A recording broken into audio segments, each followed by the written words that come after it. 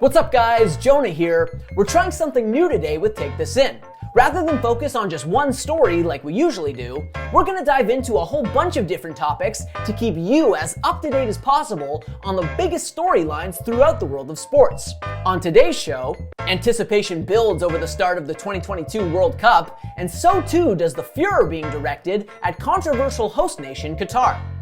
And speaking of soccer controversies, Ronaldo's displeasure at Manchester United seems to be reaching a boiling point.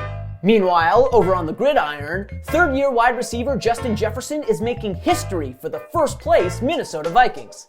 Sit back, relax, and take this in.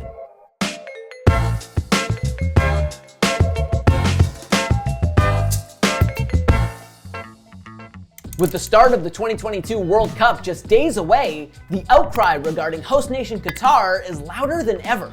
For years, many throughout the global soccer community have bemoaned the human rights and migrant labor abuses that reportedly took place in Qatar in preparation for the tournament, not to mention the country's ongoing systemic discrimination of women and LGBTQ folks, among others.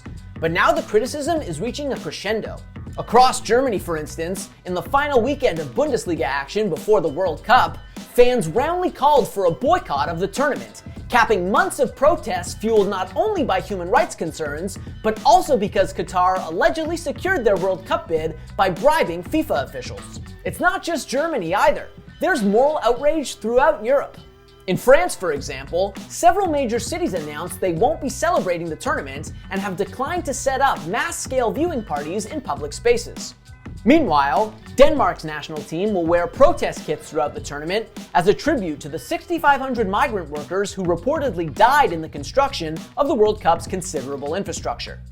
Ultimately, given the massive human cost and environmental toll that's resulted from giving Qatar the tournament, even former FIFA president Sepp Blatter, the man responsible for the decision, recently admitted it was a mistake.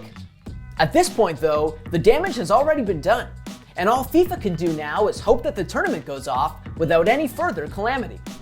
Meanwhile, over in Old Trafford, Ronaldo's turbulent second season back with Manchester United appears to have hit rock bottom, with the five-time Ballon d'Or winner recently skewering the club in an explosive interview with Piers Morgan. Although the full interview has yet to be released, Ronaldo's contempt was made abundantly clear in the promos. The 37-year-old legend said he felt betrayed by the club, noted that he didn't have respect for manager Erik ten Hag, and even took aim at the club's facilities and amenities, stating that everything from the gym to the pool to the technology hadn't been upgraded or improved since he first left United for Real Madrid back in 2009. Ronaldo also claimed that the club, and Ten Hag specifically, tried to force him out during this past summer's transfer window. Like I said, it was an explosive interview. But let's look at some context, shall we?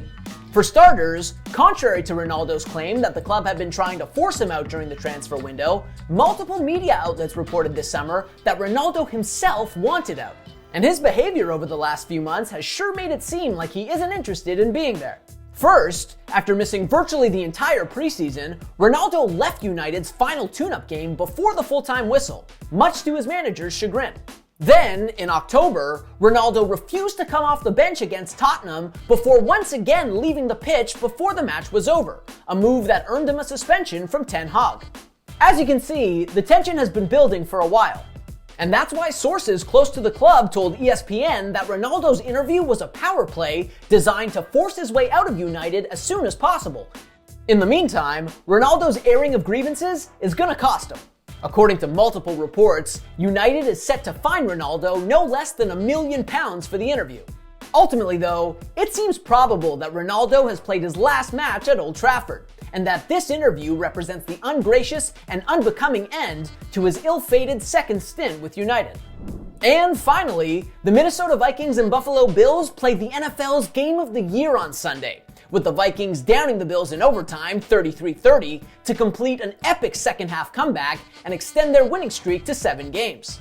And the Game of the Year also featured the Catch of the Year, courtesy of, who else? Justin Jefferson. Check this out. Cousins back to throw on 4th and 18. He's given time. He wants Jefferson. Climbs the ladder. Oh my goodness! That ridiculous catch was one of 10 on the day from Jefferson, who racked up 193 receiving yards to continue what's been a historic start to his NFL career. Thanks to his monster day against the Bills, Jefferson surpassed 1,000 receiving yards for the year and has now reached that illustrious plateau in each of his first 3 seasons in the NFL. That puts him in some pretty exclusive company. Only 6 other players have reached 1,000 receiving yards in each of their first 3 NFL seasons, a list that includes Hall of Famer Randy Moss and perennial Pro Bowlers like Mike Evans and Odell Beckham Jr. But wait, there's more. Barely halfway into the 2022 campaign, Jefferson is less than 100 receiving yards shy of 2 more major historical distinctions. 1, the most receiving yards by any player through his first 3 seasons in the NFL, and 2, the most receiving yards by any player through his age 23 season. Simply put, this is not normal what he's doing. And it's not just the volume. As evidenced by that one-handed grab, Jefferson is capable of making plays that most receivers aren't.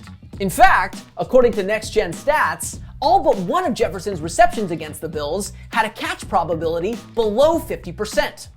No other player in the Next Gen era has ever managed more than 6 of those catches in a game. He's a special talent, a historic talent, and his brilliance has played an integral role in Minnesota's turnaround. At 8-1, the Vikings not only have a comfortable lead atop the NFC North, but they've already matched their win total from a year ago. That's it for today, guys. Thanks so much for watching. If you dig the new Take This In format, or if you've got some constructive feedback for us, let us know in the comments. And don't forget to smash that subscribe button. As always, we appreciate you. We'll see you next time.